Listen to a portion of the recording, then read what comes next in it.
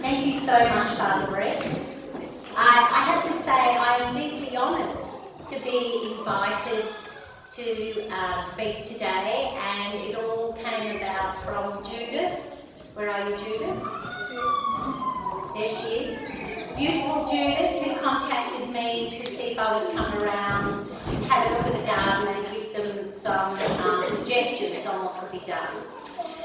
So I am so excited to be here today because I'm such an animal lover, and to all the furry and feathered ones, I'm so happy you're here and that you have been blessed, because animals are such an important part of actually understanding what humanity is all about.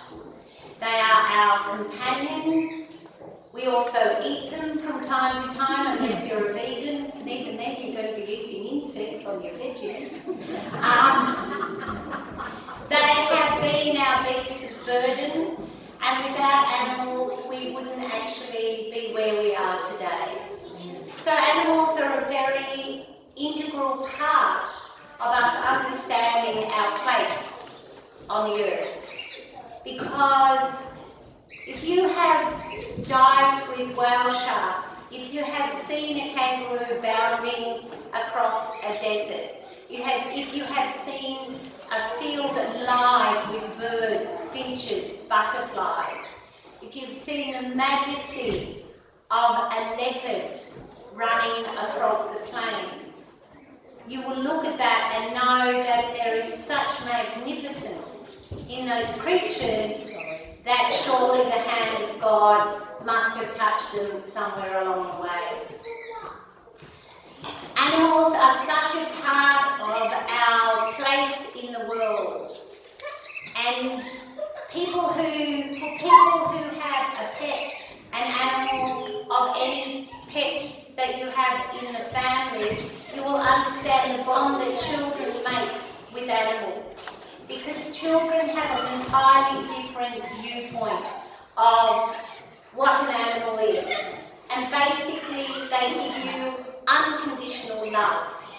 So there's much to learn from animals. Unconditional love being the most important. They don't look at us for the colour of our skin. They don't look at us for what we are wearing. They look at us and expect to be cared for and loved. And that's what, as humans, we all need to do. They need to speak up loudly, as they have done today, which I think is wonderful, because many of us remain silent when we should not remain silent. And it's very distressing for many of the younger generation to see the decline in habitat. And we forget that we are just one species among many species on this planet. And it is our role to actually protect and honour all those other species that are there. Every single animal, every single species has a purpose. We are all interlinked together. So we need to look at something as small as an aphid and understand that it has a very important role in our life. We think it's just to suck the sap out of our roses and to look terrible. But in fact, aphids and all insects are a very important food source for everything else. So rather than look at animals or insects as a pest or a problem, we need to understand that they are very, very valuable. I had the great honour of being fortunate to be born in New Guinea, in Lae, and grew up in a wonderful, wild world.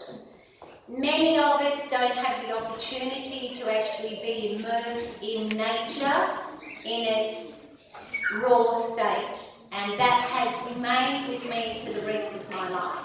And I understood how local people revered everything that lived in a forest.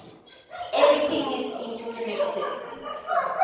So enjoy your feathered, furred, woolly friends that we have here in Australia, and remember that how we should look at other human beings. Don't look at people's colour. Don't look at where they come from. Don't look at what they're wearing. Look at them as fellow human beings that need to be cared for and loved as we do our family pets. So adopt a pet if you can. If you can't, when you look at your rose covered in aphids, say, anytime now a beautiful ladybird will come along and eat you. And that is their role. For we all need to eat. And we all need to share our food.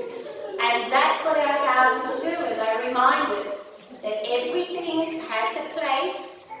It doesn't need to be poisoned or killed. Something will take care of it and a natural balance will remain.